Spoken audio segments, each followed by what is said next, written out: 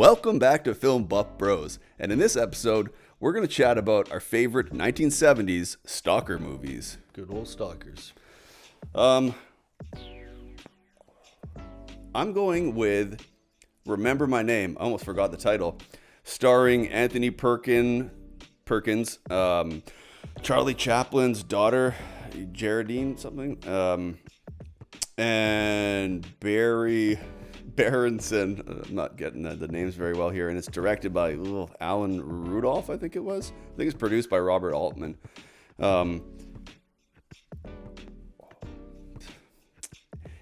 It's a compelling story. It's femme fatale or whatever. She's the stalker. Spoiler alert. And really well performed, well paced. She is harassing Anthony Perkins' new wife. Shot really nicely too. 78. Great framing, camera movement, and I think other than it being really well paced, I think that Charlie Chaplin's daughter is super good performance by her. Really amazing, good, menacing performance. I swear she's pregnant in it. She's like a little pregnant, and she's like chain smoking throughout the whole thing. And basically the premise is that she used to be married to Anthony Perkins, and now it seems like she wants him back. Maybe I won't give out the ending, but the beginning of the third act I thought was a little slow, but then everything gets tied together at the end. Highly recommend it. I think it's fairly well, I think it's like a 6 point something on IMDb. Yeah, highly recommend it. Weird. When I was looking up Stalker movies, that never even came across. Like, there's a bunch of films that don't get put onto lists, but Giallo films, is for sure. Those Argento ones were great. But when I found Someone's Watching Me by John Carpenter, which is also 78, made the same year as Halloween, it's my kind of film. I like those Hitchcockian films. And De Palma ended up kind of going into that vein, which I kind of wish after seeing this that Carpenter kind of went in that De Palma vein and went with thrillers, because it's really well done. It's a TV movie too, which is crazy. The score is fantastic in it.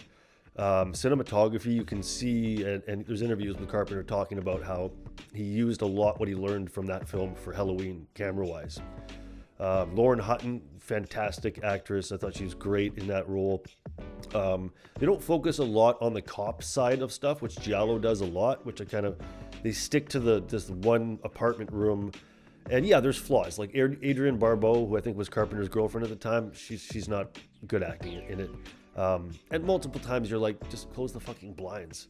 You know what I mean? Yeah. But it's effective. The story's well paced. It's a great Hitchcockian stalking film about breaking down that cat and mouse, sort of slowly psychologically breaking her down to where she's thinking she's crazy, and just a great ending. They don't show the guy's face till the very, very end, so there's that mystery the whole time. You don't know as the audience who it is. So highly recommend Someone's Watching Me by James Carpenter. It might even be one of my favorite Carpenter films too. Yeah. I have seen it before. I saw it once a while ago, and I remember enjoying it. And yeah, as soon as you said Giallo, I was like, oh yeah. Basically, we're kind of doing the English-speaking Stalker movies, because yeah, a lot of the Giallos are phenomenal. And we haven't done the Giallos, I don't think. So we should do those ones. Yeah, for sure. Well, these ones are more of suspense too, whereas Giallo is, it's kind of walking that line of like horror. Yep. But I guess a runner-up for me, I think it's When a Stranger Calls, with that girl that has like that really like high-pitched like Brooklyn kind of like voice or whatever. Yep. Which was, I think it was a precursor to Black Christmas, which Black Christmas also, it's Stalker, but again, it's more it seems more horror. Yeah, that's a great film, When a Stranger Calls, because it takes that left turn half an hour into the film. And I'm not going to spoil that, but definitely that's a good one to watch for sure. Yeah.